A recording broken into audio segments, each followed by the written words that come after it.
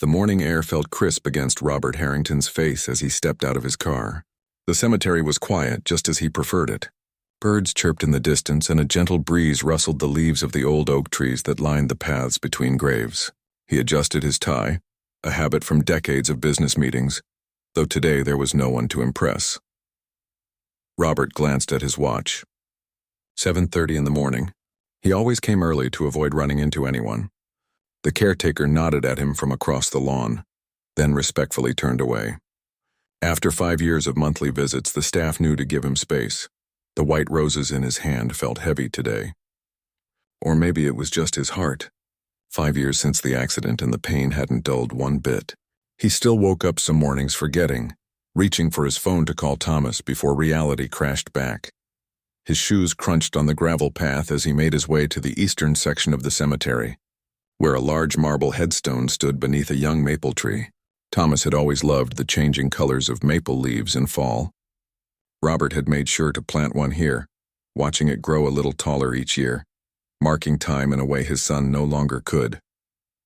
As he rounded the curve in the path, Robert stopped abruptly. Someone was already at Thomas's grave, a woman kneeling on the ground, her shoulders shaking. Beside her stood a small child, a boy no older than 4, clutching something in his hands. Robert felt a flash of irritation.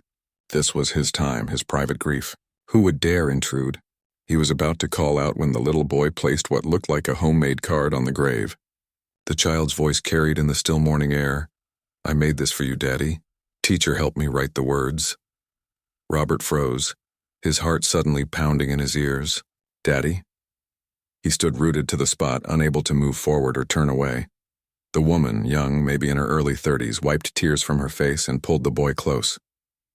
"That's beautiful, Noah. I'm sure Daddy loves it. Can he see it from heaven?" the boy asked, looking up at the sky. "I believe he can," she replied, her voice breaking slightly.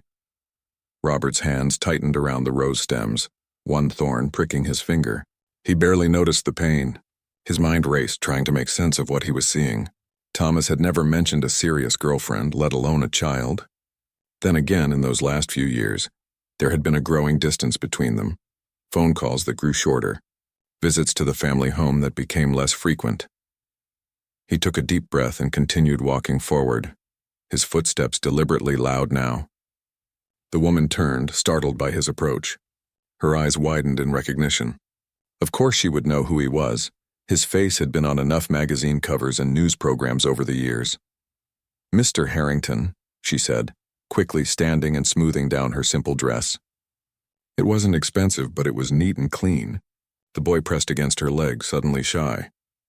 "You seem to have me at a disadvantage," Robert replied, his tone measured despite the storm brewing inside him. "You know who I am, but I don't believe we've met." She swallowed hard. "I'm Lily Chen. This is Noah." She placed a protective hand on the boy's shoulder. We knew Thomas. Apparently quite well," Robert said, looking pointedly at the child. The boy had dark hair like Thomas had, and something about the shape of his eyes. Robert felt his chest tighten. Lily straightened her posture. "Yes, we were together for nearly 3 years." Robert looked down at the grave, then at the card the boy had placed there. A childish drawing showed 3 stick figures, a tall one with a halo, a medium one with long black hair, and a small one. "To Daddy" was written in wobbly letters across the top. "Thomas never mentioned you," Robert said flatly. A flash of pain crossed Lily's face. "No, he wouldn't have." She hesitated. "He was planning to, though. Before the accident." Robert looked at the boy again, calculating. If he was 4 now and Thomas had died 5 years ago, he knew about the child? The question came out harsher than he'd intended. Lily nodded. "He knew I was pregnant. Her voice caught. "He was so happy about it. We were going to tell you together after Noah was born." Robert felt dizzy, decades of control slipping away from him. All those board meetings where he'd calmly navigated billion-dollar decisions. And now he couldn't think straight because of this woman and her claims. "Why should I believe you?" he asked. "Thomas was the heir to one of the largest technology companies in the world. You wouldn't be the first to try to claim a connection." Instead of looking offended, Lily just looked tired. "I wondered if you'd say that." She reached into her bag and pulled out her phone. After a moment, she held it out to him. "This was us." On the screen was a photo of Thomas, his arm around Lily, both of them laughing on what looked like a hiking trail. Thomas was dressed in casual clothes Robert had never seen before, looking more relaxed than Robert could remember seeing him in years. "One picture proves nothing," Robert said, but his voice lacked conviction. "I have hundreds," Lily replied. "Videos too, letters. His things at my apartment." She put the phone away. "But honestly, Mr. Harrington, I don't need to prove anything to you. We've been coming here on the 15th of every month for 3 years now. Since Noah was old enough to understand a little about his father, we've never run into you before." Robert's mind raced. He always came on the 20th, the day of the accident. He realized with a jolt that the 15th had been Thomas's birthday. A detail this woman knew, apparently. "What do you want?" Robert asked, falling back on the question he asked anyone who approached him outside of his controlled environments. Lily's eyes flashed with something. Anger, pride, hurt. He couldn't tell. "Nothing, Mr. Harrington. We've been fine on our own for 5 years. I'm a physical therapist. We have a small apartment near the hospital where I work. Noah goes to preschool 3 days a week. If not money, then what?" Robert pressed. She shook her head. "I didn't plan to meet you like this. Or maybe ever." She looked down at Noah, who was now sitting cross-legged by the grave, talking softly to the headstone. "But since we have, Noah deserves to know his family. All of his family." The boy looked up at the sound of his name, and Robert found himself looking directly into eyes that were unmistakably like his late wife's. Like Thomas's eyes. Something shifted inside him, plates of grief and anger sliding against each other like tectonic forces. "Mommy, I'm hungry," Noah said, tugging at Lily's dress. "We'll go have breakfast soon." "Honey," she promised, then turned back to Robert. "We should go. I'm sorry if we upset you. That wasn't our intention." As they moved to leave, Robert found himself speaking. "Wait." The word surprised him as much as it did Lily. I'd like to know more. About Thomas's life with you. About..." He gestured vaguely toward Noah. Lily studied him for a long moment, as if weighing something important. Finally, she reached into her bag and pulled out a small notebook. She wrote something on a page, tore it out, and handed it to him. "My number. And our address." She met his eyes steadily. "Call first if you want to come by. And Mr. Harrington, if this is some kind of test or if you're planning to send private investigators or lawyers to harass us, please don't. Noah has been through enough losing his father before he was born." Robert looked at the paper in his hand, then at the boy who was now picking up a fallen leaf and examining it with intense curiosity, just as Thomas had done as a child. "I just want the truth," Robert said quietly. "So do I," Lily replied. "And so does Noah." She took her son's hand. "Say goodbye to Daddy, Noah. We'll come back next month. Bye, Daddy. I love you." The boy called cheerfully to the grave as if it were the most natural thing in the world. Then he looked up at Robert with innocent curiosity.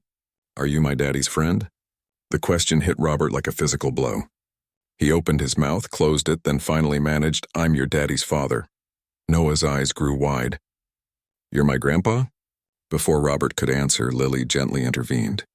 "We'll talk about this later, sweetie. Let's give Mr. Harrington some time with Daddy now." As they walked away, Robert watched them go. This woman and boy who had apparently been a huge part of his son's life, a part he'd known nothing about. He looked down at the white roses in his hand, then at the child's drawing propped against the headstone. Slowly, he placed his flowers beside the card and sank down onto the grass. For the first time in 5 years of visits, he spoke aloud to his son. "You always were full of surprises, Thomas," he whispered, his voice rough with emotion. "But this one takes the cake." A sudden gust of wind rustled the maple leaves above, sending dappled sunlight dancing across the marble headstone. Robert sat there for a long time, torn between the grief he'd carried for 5 years and a new, bewildering possibility that had just walked into his life. Robert sat in his home office, staring at the small piece of paper Lily had given him 3 days ago. The address was in a decent neighborhood, not wealthy by any means, but not dangerous either. He'd already had his assistant run a background check on Lily Chen. Nothing suspicious had come up. 32 years old, born in Seattle to first-generation Chinese-American parents, bachelor's degree in physical therapy. No criminal record, no lawsuits, no suspicious financial activity. And yet, Robert couldn't bring himself to call the number. He picked up the framed photo on his desk. Thomas at his college graduation, smiling but with a certain stiffness in his posture that Robert now recognized as discomfort. Had his son been unhappy? The thought gnawed at him. "Mr. Harrington?" His assistant's voice came through the intercom. "Your 3 o'clock appointment is here." Robert sighed and tucked the paper back into his wallet. "Send them in." But all through the meeting, his mind kept drifting back to the little boy at the cemetery. Noah, his grandson. The possibility both terrified and fascinated him. That evening, as Robert sat alone in his large dining room, eating a meal prepared by his chef, he made a decision. He pulled out his phone and dialed the number. The phone rang 3 times before a slightly breathless voice answered. "Hello? Lily Chen? This is Robert Harrington." There was a brief pause. "Mr. Harrington, I wasn't sure you'd call. I'd like to meet properly." He found himself adding, "Please." Another pause. "All right. Noah has preschool tomorrow morning. I could meet you at 10 at the coffee shop on Maple Street near the hospital where I work. I can send a car." "No." She cut him off firmly. "I'll meet you there." "It's a public place," Robert frowned. He wasn't used to being refused. "Very well. 10 o'clock. After hanging up, he realized she probably thought he'd try to intimidate her. The thought bothered him more than he expected. The next morning, Robert arrived at the coffee shop 15 minutes early, dressed in one of his less expensive suits. He chose a table in the corner and ordered a black coffee, feeling oddly nervous. At exactly 10, Lily walked in. She looked different than she had at the cemetery, hair pulled back in a simple ponytail, wearing hospital scrubs under a light jacket. She spotted him immediately and walked over, her posture wary but determined. "Thank you for coming," Robert said, standing as she approached. "You're welcome," she replied, sitting down across from him. She declined his offer to order her something. For a moment, neither spoke. Then both started at the same time. "I want to know, you probably have questions." They stopped. A ghost of a smile crossed Lily's face. "You first." Robert took a deep breath. "I want to know about Thomas's life with you, and I want proof that Noah is his son." Lily didn't look surprised or offended. She reached into her bag and pulled out a folder, sliding it across the table. "I thought you might ask for that. Inside, you'll find a copy of Noah's birth certificate with Thomas listed as the father. There's also a DNA test I had done when Noah was a baby, not for legal reasons, but because I wanted him to have that proof someday." She met his eyes steadily. "You're welcome to do your own test if you want." Robert opened the folder and scanned the documents. Everything looked legitimate. "How did you meet my son?" Lily's expression softened slightly. "At the community clinic where I volunteered. Thomas came in to donate supplies, anonymously, he thought. But I recognized him from a technology magazine I'd seen. I called him out on it." She smiled at the memory. "He was so surprised that I didn't fawn over him or ask for anything. We just talked. For 3 hours, Thomas donated to a clinic. This didn't fit with what Robert knew of his son. He did a lot of things you didn't know about," Lily said, not unkindly.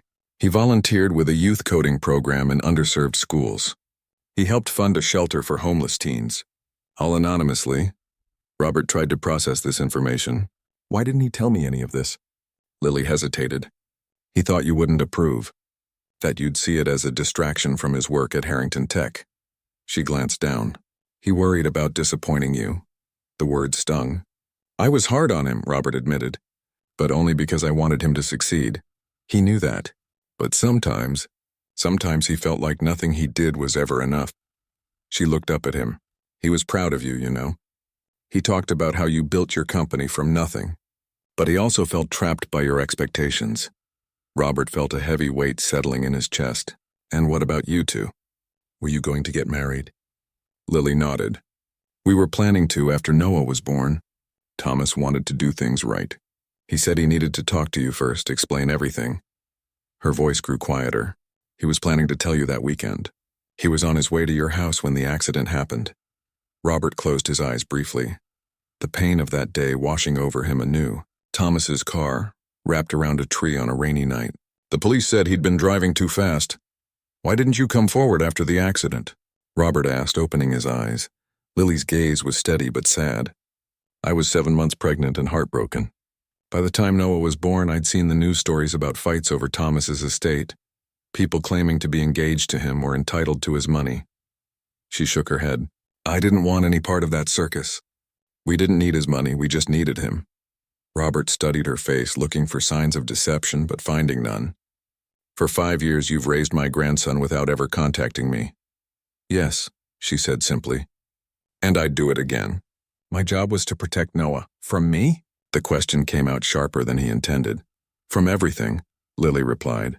From the press, from people who might use him, from being seen as just the heir to the Harrington fortune instead of his own person.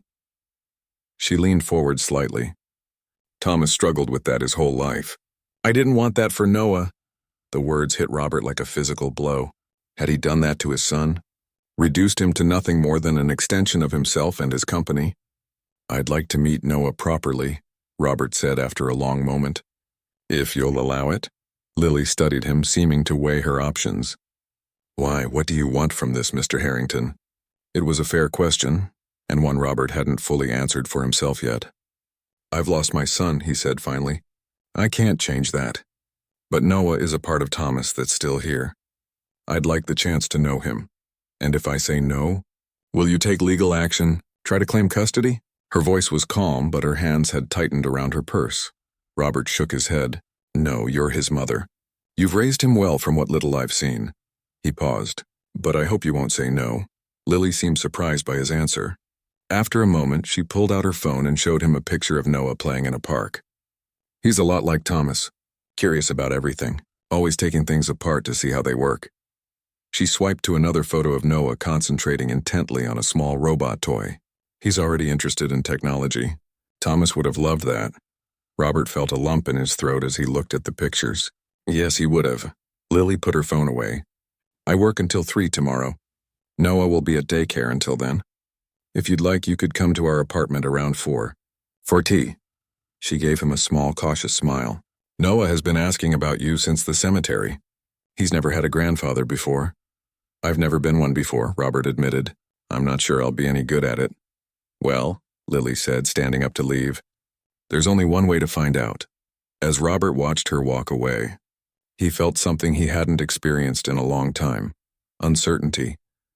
For decades, he'd controlled every aspect of his life and business with unwavering confidence. Now he was entering uncharted territory.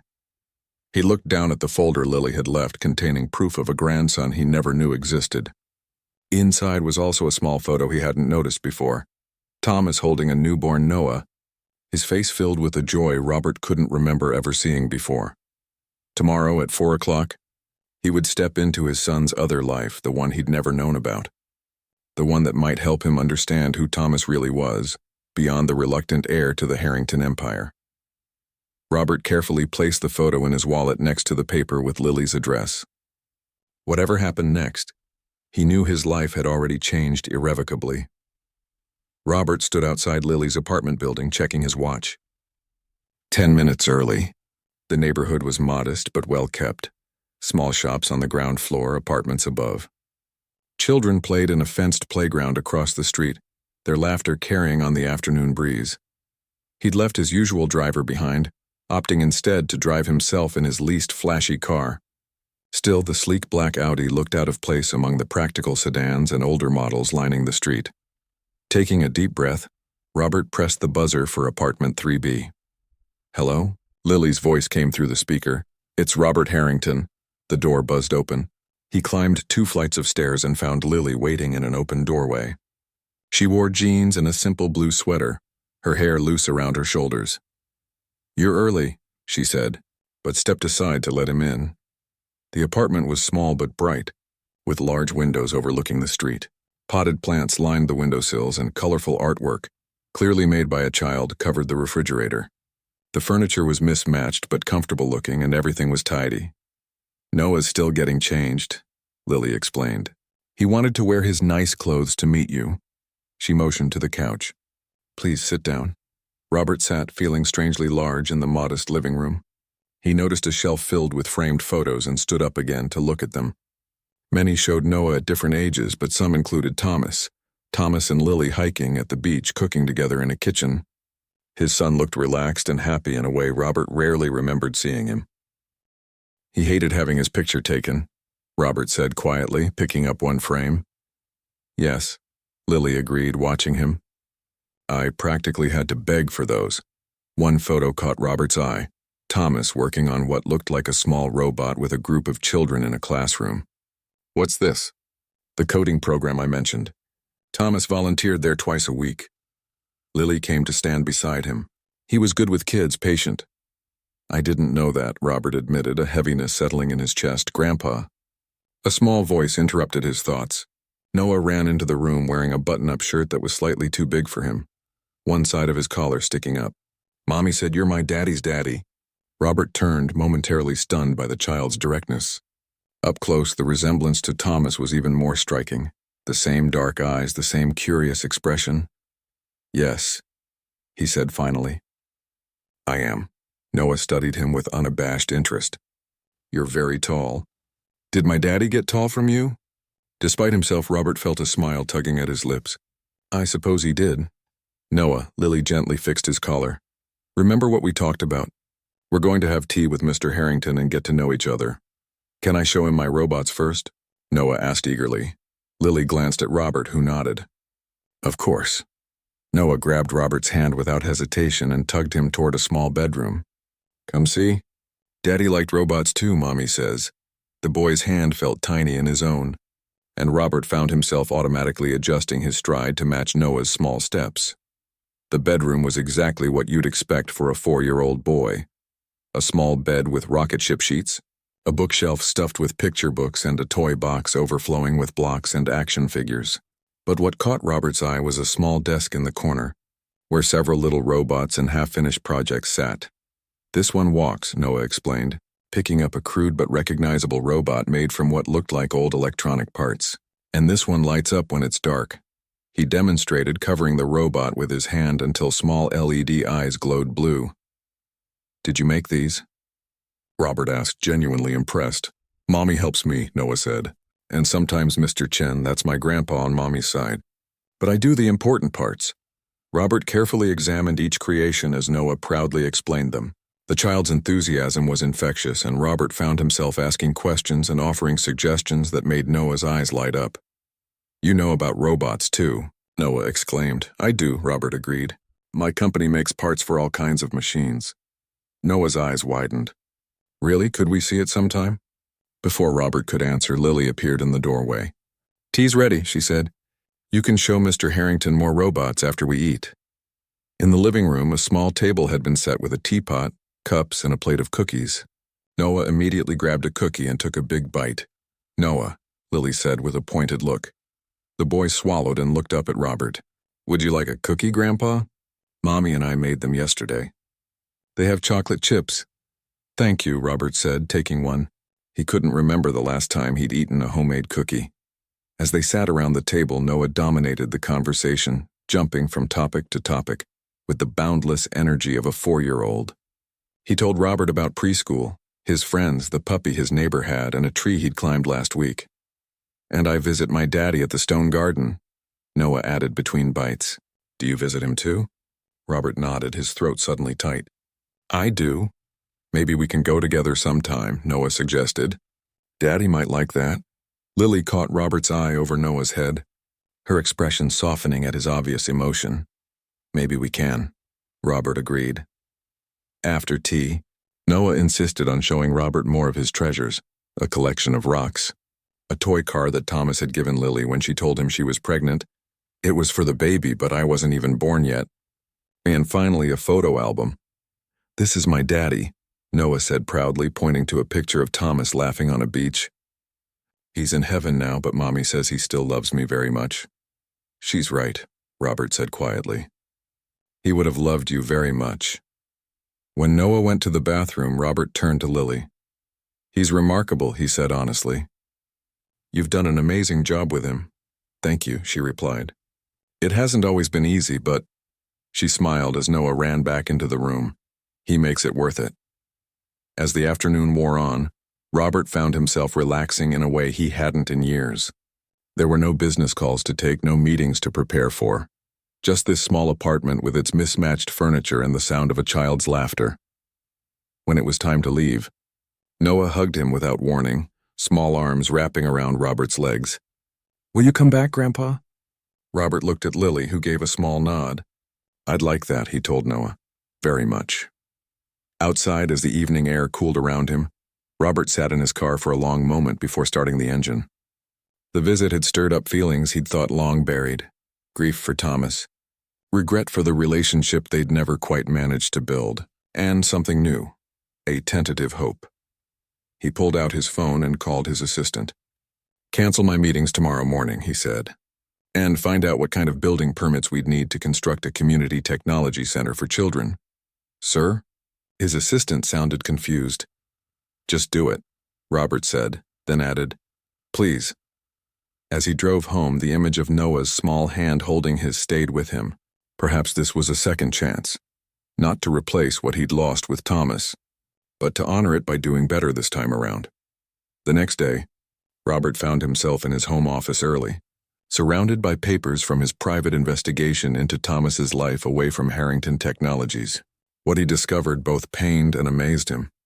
Thomas had been leading a double life for years. While reluctantly fulfilling his duties at the company during the day, he'd been pouring his heart into community projects, small technology startups focusing on educational tools, and even taking night classes in education. There were donations to children's charities, volunteer hours at science camps, and notes about program ideas, all hidden from his father. And then there was a journal, recovered from Thomas's apartment after the accident. Robert had never read it, leaving it sealed in the box of his son's personal effects. Now, with shaking hands, he broke the seal and opened it. The entries revealed a Thomas he'd never known, one who dreamed of teaching, who found joy in helping others discover technology, who had fallen deeply in love with Lily and was thrilled about becoming a father. And between the lines, a Thomas who had been afraid to disappoint the father he admired but could never seem to please. The final entry was dated the day of the accident. "Meeting with Dad tomorrow. Finally going to tell him everything about Lily, the baby, and what I really want to do with my life. I'm terrified he'll be disappointed. But Lily says a real relationship has to be built on truth. She's right. It's time to stop living half a life." Robert closed the journal, a single tear sliding down his face. Thomas had been driving to tell him everything when the accident happened. His son had died trying to bridge the gap between them, a gap Robert had never even fully acknowledged existed. Over the next month, Robert found himself visiting Lily and Noah twice a week. Each visit revealed new aspects of his son's life that he'd never known. Thomas had been passionate about making technology accessible to all children, regardless of their background. He'd been planning to start a foundation focused on technology education, something Robert learned from the notes and plans found in Thomas's old laptop, which Lily had kept. Today, Robert waited outside Noah's preschool feeling strangely nervous. It was the first time Lily had allowed him to pick Noah up on his own. A small step, but a significant one. The door opened and children poured out. Noah spotted him immediately and ran over, his backpack bouncing. "Grandpa, you came." He grabbed Robert's hand. "I told everyone my grandpa was picking me up today. Miss Paula didn't believe you're really rich." "Are you really rich, Grandpa?" Robert couldn't help but laugh. "Some people would say so. Do you have a swimming pool?" "Jack at school has a swimming pool." "I do," Robert admitted as they walked to his car. "Would you like to see it sometime?" Noah's eyes widened. "Can I? Can Mommy come too?" "Of course."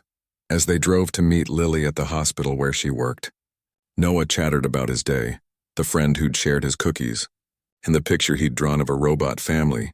"I drew you in it too, Grandpa," Noah said proudly. "You're the biggest robot." With a tie, Robert smiled. "I'd like to see that." When they picked up Lily, she looked tired but pleased to see them both. "How is school?" she asked Noah as she buckled him into his car seat. "Great. I told everyone Grandpa is picking me up and he said I can see his swimming pool." Lily raised an eyebrow at Robert, who shrugged apologetically. "If that's all right with you," he added. "We'll see," she said, but there was no real resistance in her tone. As they drove back to Lily's apartment, Robert cleared his throat. "I've been thinking about something. I'd like to run it by you both." "What is it?" Lily asked. "Thomas had plans for a technology education foundation. I found his notes and—" Robert paused, glancing at Lily. I'd like to make it happen. In his name.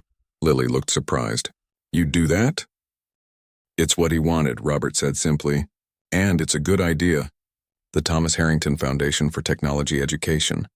Children from all backgrounds would have access to the best equipment, the best teachers. Can I go there? Noah piped up from the back seat. You'd be our first student, Robert assured him. Later, after Noah was tucked into bed, Robert and Lily sat at her small kitchen table, looking over Thomas's notes and Robert's preliminary plans. This is incredible, Lily said, scanning the detailed proposal Robert had drawn up. You're really serious about this? I am, Robert confirmed. I've already spoken to my legal team about setting up the foundation. I'd like you to be on the board of directors. You knew what Thomas wanted better than anyone. Lily set down the papers. Why are you doing this, Robert? Really, it was a fair question. Robert took a moment before answering. When Thomas died, I thought I knew who he was. I was wrong. I missed so much of who my son really was because I was too busy trying to make him into who I thought he should be. He met Lily's eyes. I can't change that. But I can honor who he really was now. Lily studied him, then nodded slowly. He would have loved this, but she hesitated. What? The publicity. If you do this, especially with the Harrington name, there will be press coverage. Noah and I have stayed out of the spotlight so far. Robert hadn't considered that. You're right. Would you prefer I not use Thomas's name? No, Lily said firmly. It should have his name. He deserves that recognition. I want to protect Noah. We'll find a way, Robert promised. My PR team is very good at controlling narratives. We could announce the foundation without mentioning you and Noah directly. Lily didn't look entirely convinced. Let me think about it. Of course. As Robert prepared to leave, Lily handed him a small photo album. I thought you might like to see these. They're from a camping trip we took about 6 months before the accident. It was one of Thomas's favorite weekends. Robert accepted the album, touched by the gesture. Thank you. At home that night, Robert pored over the photos. Thomas setting up a tent. Thomas and Lily beside a campfire. Thomas pointing out stars to Lily, his face illuminated by firelight. His son looked happy, relaxed, in love. It was a side of Thomas he'd never seen at the office or during their increasingly rare family dinners. The next morning, Robert called an emergency board meeting at Harrington Technologies. His announcement stunned the room into silence. I'm stepping down as CEO, he repeated to the shocked faces of his board members. I'll remain as chairman, but it's time for new leadership. But Robert, his CFO protested, the company has never been stronger. Why now? Because there are more important things I need to focus on, Robert replied. The succession plan we've had in place is solid. Daniel is more than ready to take over as CEO. Daniel Carter, his chief operating officer, looked stunned but pleased. He'd been with the company for 20 years and had been groomed as a potential successor after Thomas's death. Is this about the foundation? Daniel asked after the meeting, when they were alone in Robert's office. Word had gotten out about Robert's plans for the Thomas Harrington Foundation. It was impossible to keep such things secret for long. Partly, Robert admitted. But it's more than that. I've spent my life building this company, Daniel. I missed too much along the way. Daniel nodded thoughtfully. The board will have questions. Let them ask. My decision is final. 2 days later, Robert invited Lily and Noah to his home for the first time. He watched as Noah's eyes widened at the sight of the large house with its sweeping driveway and manicured gardens. You live here all by yourself, Grandpa? Noah asked in awe as they walked through the grand foyer. I do, Robert admitted, suddenly seeing his home through the child's eyes. Impressive but empty. Don't you get lonely? The question so innocently asked struck Robert to his core. Sometimes, he admitted. Noah nodded sagely. When I get lonely, I hug my teddy bear. Do you have a teddy bear? Despite himself, Robert laughed. No, I don't. We should get you one, Noah decided. Lily, watching this exchange, caught Robert's eye with a small smile. After a tour of the house, during which Noah declared the library boring but the game room awesome, they went out to the pool. While Noah splashed in the shallow end under Lily's watchful eye, Robert made a phone call to his real estate agent. I want to look at properties, he said. Something smaller, closer to the city. By the time Lily and Noah were ready to leave, Robert had made up his mind about several things. I've been thinking. he said as they stood in the driveway. "The foundation will need offices, classrooms, workshop spaces. I'd like to use part of Thomas's trust fund to purchase a building. With your approval, of course," he added to Lily. "That sounds reasonable," she agreed cautiously. "And," Robert continued, "I'd like you to consider taking a position as the foundation's director. You'd be perfect for it. You understand what Thomas wanted, you work well with children, and you have the medical background to ensure everything is properly accessible." Lily looked surprised. I'd need to think about it, of course. There's no rush." Robert knelt down to Noah's level. "And as for you, young man, how would you feel about helping me test some of the new equipment for the foundation? We'd need a kid's perspective after all." Noah's face lit up. "Like a job?" "Exactly like a job," Robert agreed solemnly. "A very important one." As he watched them drive away, Robert felt more certain of his new direction than he had about anything in years. The Thomas Harrington Foundation would become his legacy, not the technology empire he'd built, but something that truly honored his son's memory and values. That night, he found himself looking at old photos of Thomas as a child. Where had the distance between them begun? When had he stopped seeing his son and started seeing only his heir? The questions haunted him, but for the first time he felt like he might be finding a path toward redemption. His phone rang. It was Lily. "Noah wanted to say goodnight," she explained. "And I've been thinking about your offer. The foundation director position. I'd like to know more." "I'll have a formal proposal drawn up," Robert promised.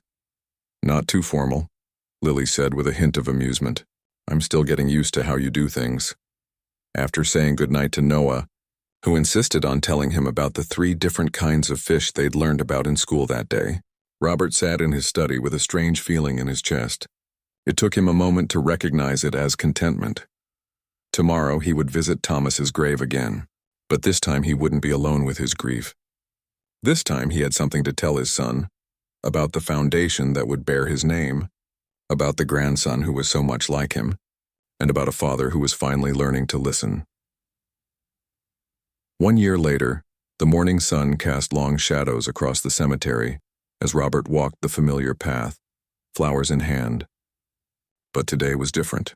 Small footsteps pattered beside him, and a warm, tiny hand held his. "Is it much further, Grandpa?" Noah asked, clutching his own small bunch of daisies. "Just around this bend," Robert replied, his voice gentle. Lily walked on Noah's other side, carrying a blanket and a small picnic basket. It had been her idea to make this visit special, not just a time for sadness, but a celebration of Thomas's life. As they approached the grave, Robert felt the familiar ache in his chest, but it was different now. Softer somehow.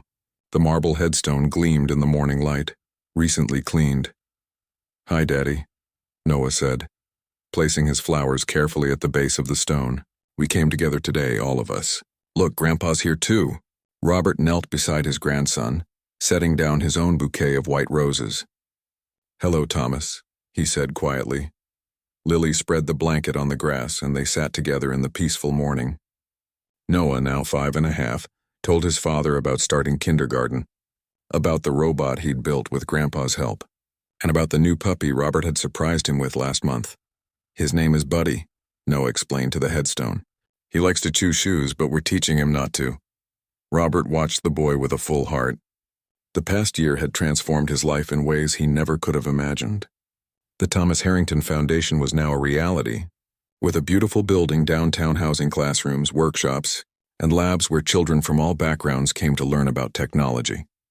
Lily had agreed to become the foundation's director, leaving her physical therapy job for a role that honored both Thomas's memory and her own skills. She'd moved with Noah to a comfortable house just 15 minutes from Robert's new condo. The mansion had been sold, its proceeds added to the foundation's endowment. "Would you like to tell Daddy about the open house?" Lily prompted Noah. The boy's face lit up. "Oh yeah, we had a big party at Daddy's building." "That's what we call it, Daddy's building. Lots of kids came, and I showed them how to make light-up greeting cards. Grandpa gave a speech." Noah turned to Robert. "It was too long," Robert chuckled. "Was it now?" "Yes," Noah said firmly. "But people clapped a lot at the end, so I guess it was okay."